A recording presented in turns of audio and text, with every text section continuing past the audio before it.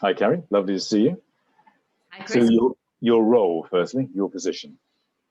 Yes, so I am, well, after, gosh, years and years and years in working for hotel groups, mostly in London, I decided to start my own business. And I now have CAW Ventures. We basically are a company that will work in collaboration with consultants and a lot of sort of partnerships with all kinds of hospitality, anybody and everybody who wants us from inception to completion, anything in between. So, and it's been a great journey over the last 3 or 4 years. Very much, very exciting. Good, I'm pleased. Leader that's inspired you. Who's inspired you during your career? Well, you know what, Chris, I find it very difficult to actually pinpoint that to one person. And I have thought about it. And to be honest with you, I like to sort of take like the kind of standpoint that there are a lot of people out there that have been unbelievable leaders, but I would like to sort of take the good bits of all of them and try and understand and take inspiration from them as individuals, but areas of the parts that I would like to sort of see myself be and work towards. So not one particular person at all. I think if I had to put down to it, someone like Nelson Mandela, I think to a certain degree. I mean, I met him actually. I was lucky enough to meet him many years ago in South Africa when I was there.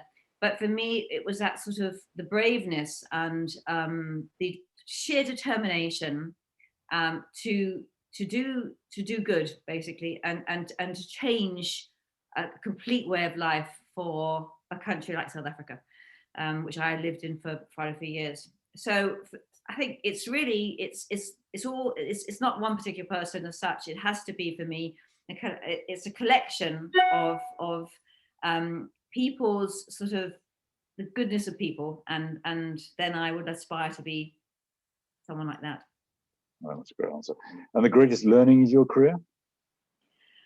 For me, definitely empowerment. I learned very, very early on to take people along on the journey with you. I think if you don't take people with you, then you don't get the respect, you don't get the buy-in, you don't get any kind of belief. And I did learn, I tried to do everything myself when I first started. I think you think as a leader that you have to be sort of right, the strong, brave one that goes out there and has to sort of almost be slightly dictatorial.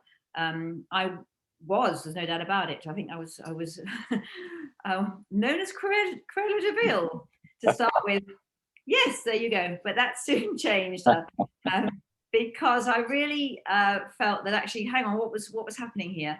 And then as soon as I started asking questions of the team and asking how they felt and what they believed in, how we should do something, and they suddenly went, oh, okay, oh, what's going on here? So, and then I carried that whole with me totally in everything I did. So empowerment and belief and taking people along the journey with you, totally that. No, I understand that completely. Your greatest success and failure? Well, no one tells you about their greatest failures, surely, do they? They do, actually. I'll be giving it all away. Do you know what? I have to say that I think that success and failure go together. And I do believe that actually from a failure becomes a great success. And with everything that I have done, be it working, be it sort of issues we've had with a guest in the past, you suddenly go, oh my God, that was a complete disaster. And then you've had someone screaming at you at the front desk and, all the rest that happens. You suddenly turn that around and they became our greatest, guests, our greatest, and they were there sort of almost, gosh, repeat business was huge. So it took in a very strange way, a little bit of a disaster and a sort of to actually get the success at the end. So I actually believe that they go hand in hand, and you have to make a few mistakes along the way to create that success at the end. So don't be afraid of that. So I don't have any particular sort of actual huge disasters and successes and I also think if you can produce people something you can be proud of rather than a success or a failure, I believe that's a better thing. I would rather have people say that I would turn around and say I'm proud of what I've achieved rather than I've been successful at it. You are a very independent person, aren't you? You think very independently. Have you always been like that, or is that something that's emerged over time? That courage to be independent? No, I think I've always been a bit like that. I think people sometimes say, Carrie, do you know what? From a very early age, I absolutely became a sort of almost just a fighter in a way. I was always out there, kind of saying, if you said to me I couldn't do it, well, absolutely, I was going the other way, and I was going to do it. So yes, I have been independent, and I think I've also my life's been that way. I've been an independent single female for many years for a start, and sort of had time for a child. Thank God, it's the best thing I did. But apart from that, I have been independent completely all the way around. But having said that, for me, a team, and I'm talking about my days in sort of the hotels as well as now, really important to me. Really important to me. Because that's the interesting thing about you, isn't it? You do have real courage of conviction, and yet you're a real team person as well. You love teams, but you have that conviction to be different, don't you?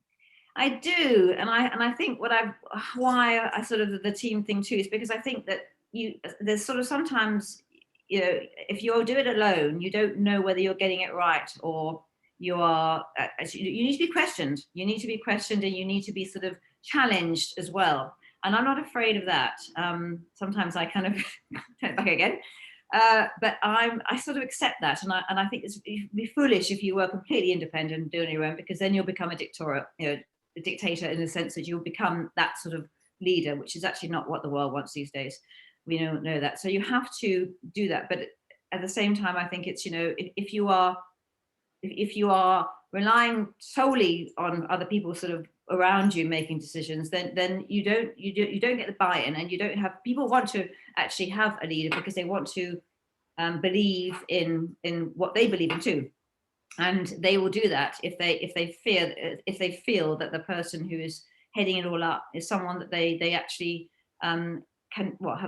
inspires them and drives them at the same time. Interesting. Can you give me a story about something that's personally happened to you that's inspired you or changed you during your life? Yeah, I think it must have been, well, actually many years ago. Many years ago. When I was in South Africa, actually, and I applied to be a restaurant manager at this brand new, wonderful, the Inn place owned by two Playboy guys who were just opening up, backed by daddies, that kind of thing. And they were looking for a management team, and I was finished Oxford Poly, now obviously Brooks, and I was in South Africa, and I probably had a job running a pizza restaurant, I think it was. So I applied for this job, and I never forget turning up, and there were the three guys sort of in a row waiting to sort of interview me, and they looked at me and they said, "Can we help you?" And I said, "Yes, it's Carrie Wicks coming for your job." And they went, "Oh," and I went, and they said to me, "Oh, we thought it was Carrie as in Carrie Grant, as in a male." And I said, "Well, actually, I'm not." And they said, "No, sweetie, how about, we got a hostess job, fabulous, you'll fit that one really well. But no, it's not going to happen." And I thought, right. So I was so angry. And of course, South Africa then in those days too. I mean, has to be said, it wasn't really a female-driven industry for a start, let alone actual sort of white females working in that environment. It's not really, especially in the kitchen, we're not sort of done. But anyway, so I walked away, and I thought, well, that's it. And then about 3 or 4 weeks later, actually, yes, less than that, I got a call, and they said, "Actually, perhaps would you come back in?" I said, "No." Good for you. And they said, "Oh, we're so sorry. We think, now, blah, blah, blah, blah." And I said, "Well, actually, you've got to make it worth my while now, because, so I did go back. And I got to know them really well. And I still know some of those people all these years later. But it was, for me, it was that pure, and then what I came out of that for me was very much that determination and that drive to not have any obstacle kind of put in your way. So yeah, it's one of my. And what advice would you give your 18-year-old self? Don't be afraid. Don't be afraid of the challenges that are in front of you. Also, I think, and don't wait too long. Don't wait. If I don't believe in this sort of 5-year roadmap plan that people keep on sort of talking about, and they have been for a long time. I've never done that for myself. I've always, don't regret anything, and don't regret a decision that you have made, because it's not going to work. It's not going to change anything. So if something does happen to you and you're thinking, well, my career path is going that way, so therefore I should stick on that career path. If you get given opportunity, take it.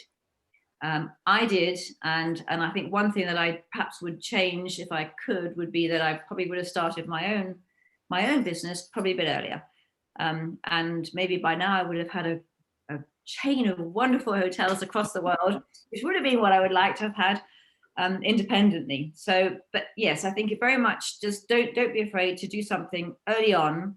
Don't have to wait. Don't have to go through the whole sort of the structural environment of you think you need to get your CV to a certain degree or your training to a certain level before you can take the next move.